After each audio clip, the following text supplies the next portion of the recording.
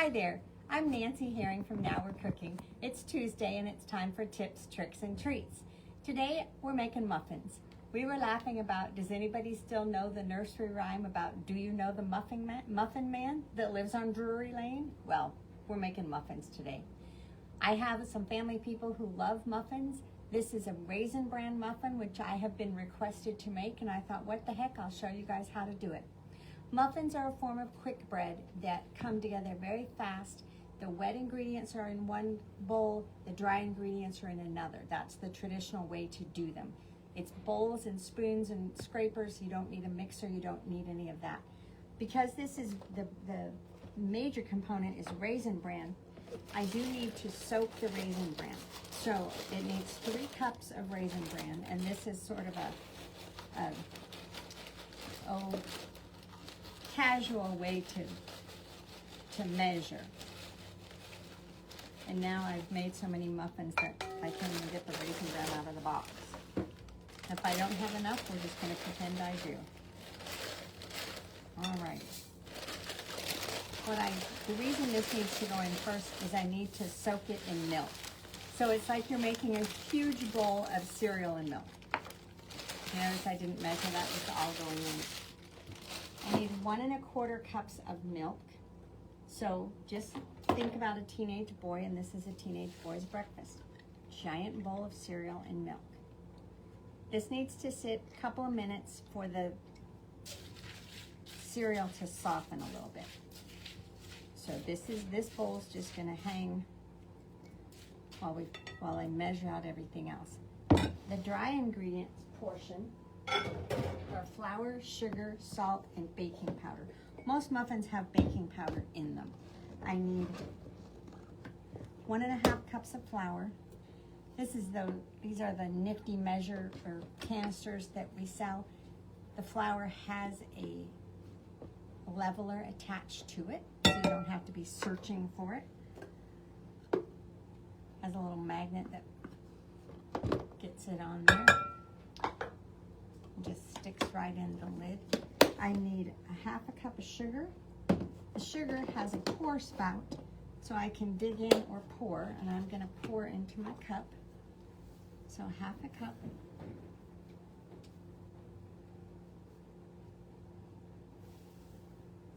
I need 1/2 teaspoon salt. And in this case, I'm using regular salt, not kosher salt. That's 1/2 teaspoon. And I need a tablespoon of baking powder.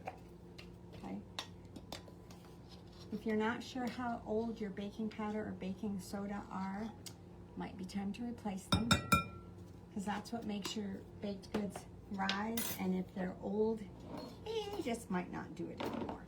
So, dry ingredients, and I want to just whisk them together a little bit. So, my cereal is over here, becoming friends with the milk. And into this mixture, the other liquid ingredients are 1 egg and 1/4 cup of oil. And I confess that I didn't have enough oil because I've made a lot of muffins, so I used part oil and part melted butter, and it will work just lovely. The recipe calls for miniature chocolate chips. I don't want chocolate chips in with my raisins, so I left them out. But if you love chocolate chips, throw them in there. And the mini version is nice because there's just a little more ratio of chocolate to muffin. So I'm going to mix this all up. So let me make sure I've got everybody in here. Got the oil, the eggs, the milk was already in here. So that's the wet portion of it. And it does not look pretty, but that's okay. So it's cereal, milk, eggs, and oil. And then I'm going to take the dry ingredients and I'm going to mix them in. And you just want to mix until everything is incorporated. You don't need to beat them up. I don't want any streaks of flour, but I don't want to just keep mixing and mixing, because then I'll have a tougher muffin. You want a tender muffin. So stir and stir, get everything mixed up. The fun thing about muffins is you can use the size pan that you want. It's written for a standard muffin pan, and I think they're about 4 ounces. There's also a jumbo muffin pan and a mini muffin pan. And I did regular, I did mini, and I'm gonna do this batch in mini simply because the muffin eaters in my family like small muffins as opposed to big muffins. A lot of people like a little topping on their muffins. This recipe calls for cinnamon sugar sprinkled on top, and I'll show you that in a minute. But can you see that there's still a little bit of flour that's not worked in? And I want that all incorporated.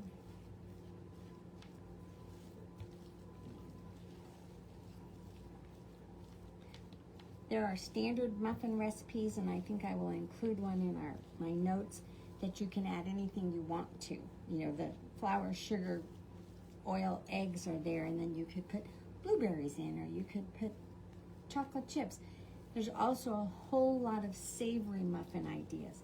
If you wanted something to go with soup that was quick, you could take a basic muffin recipe, leave out some of the sugar, and put cheddar cheese, put green chili, put all those kind of things.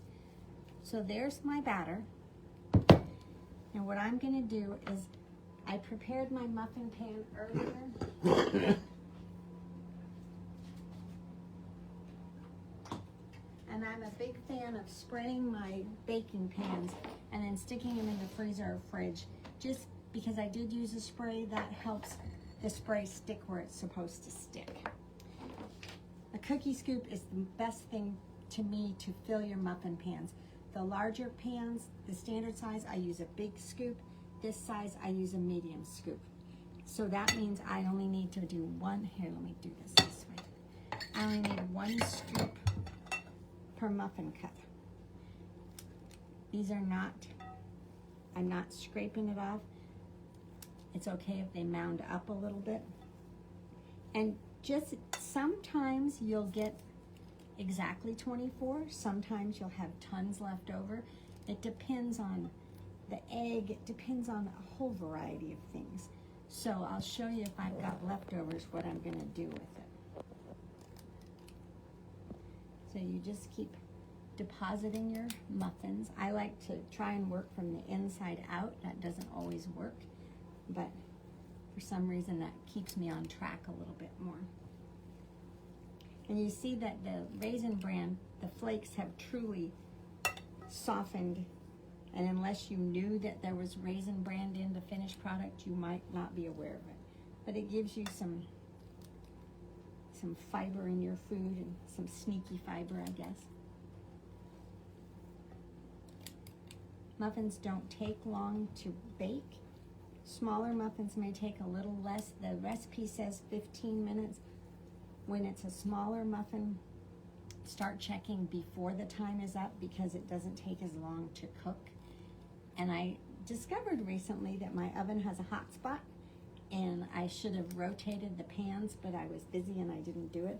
So on the last batch, I got like 22 good-looking muffins and 2 a little burned. So kind of be aware of what your oven is doing.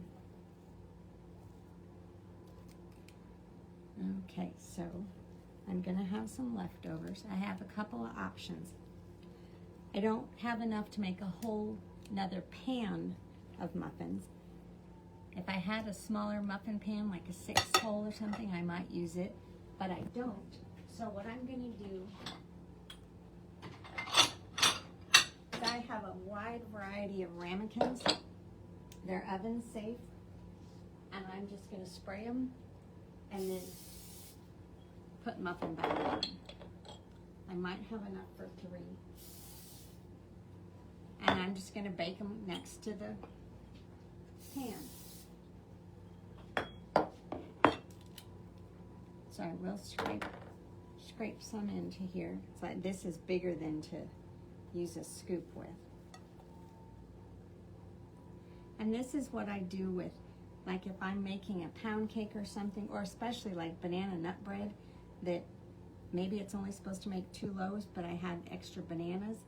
I will do 2 regular sized loaves, and then I will do several in a ramekin or a small loaf pan. I could have put this mixture in a small loaf pan. Okay. So those are going in the oven.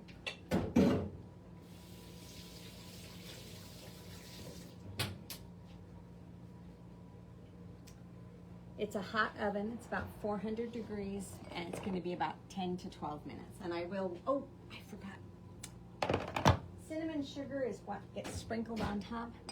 I had empty shakers, and I find it much easier to shake cinnamon sugar. I don't think the recipe calls for enough. It says like a tablespoon of sugar and a half teaspoon of cinnamon. Well, that doesn't get very far at all. But I usually have a shaker of cinnamon and sugar for cinnamon toast and things like that. So I'm gonna shake it on. If you wanted to do a little streusel topping, you could do a little butter and sugar and maybe some crushed up Raisin Bran. Give you more of a streusel-y texture. But this will just give you a little, gives just a little crunch, not a lot, on top. If you didn't have it, you wouldn't necessarily say, oh shucks, I'm missing it. But having it makes it kind of fun. So cinnamon sugar sprinkled on the top. That one I got a lot of cinnamon sugar. That's okay. These guys are gonna get some too. Squish that one down a little bit. That's it. Wet ingredients, dry ingredients. Sprinkle the cinnamon sugar, stick them in the oven. And now I'm going to show you what they look like when they came out. And these I'm just setting. And I'll watch them, and everybody should be done. I knew it was out. It's about 12 minutes the last time. So I'll show you the pretties, but I want the pretty ones. I have standard muffin size. I have mini muffin size. This is what I was saying when my oven had a hot spot. From each batch, I ended up with a really dark one. But this is what the big ones look like. So, you know, it just looks like a giant muffin. There's nothing wrong with that. And that way, I don't have to use a whole nother pan. I can just bake off the rest. If I'd mounded the batter in the muffin pans, I might get too big a dome, and that's not what I like, so that's why I didn't do that to it. But I want to show you, I'm going to cut into one of the regular ones. I want to show you that when you cut into them, you see the raisins, but you don't really see, nobody would say, oh gosh, you put cereal in there. But they're really tasty. One of them, I have to eat it. One batch I put more raisins in it because I decided the raisins that came in it weren't enough. And I found raisins in our freezer.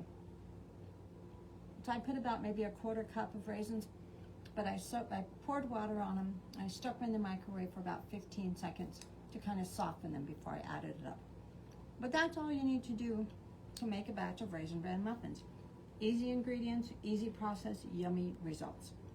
So, as I'm eating away here, now we're cooking is at the northeast corner of Paseo del Norte in Wyoming. We are open Monday through Saturday from 11 to 4. We can help you with your muffin needs. We can help you with all kinds of things for the kitchen. We'd love to have you come by. So come and see us. Thank you so much for watching. I'll look to see you next time. Bye now.